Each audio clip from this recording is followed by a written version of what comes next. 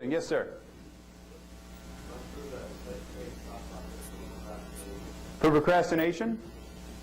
First off, you say things to yourself like, I'm a procrastinator? I never get anything done on time? Okay. First problem is you've linked it to your identity. And so now it's like, if you were to show up early, guess what would happen? Your brain would short circuit. You ever get these people? There's people like this that are always 5 minutes late. Now here's the difference between being 5 minutes late and a half an hour late. If you're 5 minutes late, could you have made it? Yes or no? Yes. So why be 5 minutes late? Because it gets the adrenaline flowing. Oh my God, I'm late. Oh my gosh, I'm late. You're in the car going, oh, I'm late. Oh, I'm late. What am I going to do? What's my excuse going to be? You're used to, wow, we got a lot of people who can relate to that one. You're used to being in that adrenalized state on a way to an appointment, right?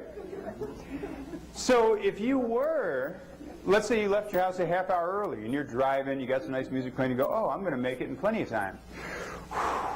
And you just feel relaxed and you feel really cool. Your brain says something is wrong.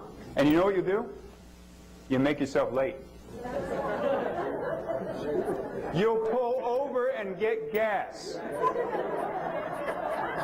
You'll say, the line at Starbucks doesn't look too long. I think I got time. I can make it.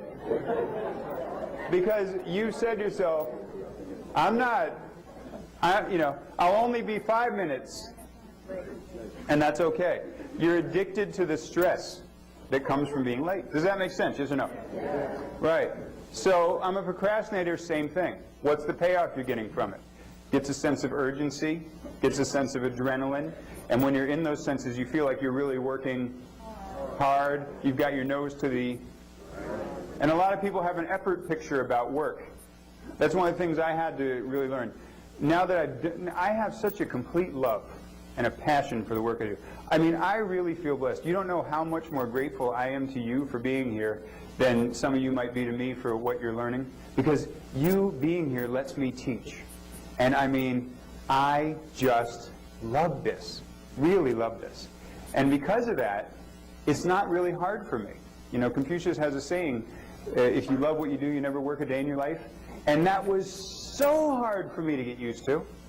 Because I was raised in a wonderful family, but my family, no one in my family liked their work. That was part, coming home and complaining at the end of the day was part of it. Talking about, you know, I'm a man, I put in an 8-hour day, and I've been lifting bricks at the, you know, I had everybody in my family from blue collar to college educated. So people would have pride in the fact that, you know, they were so worn out at the end of the day. They were so tired because they put in a man's days of work, right, you know.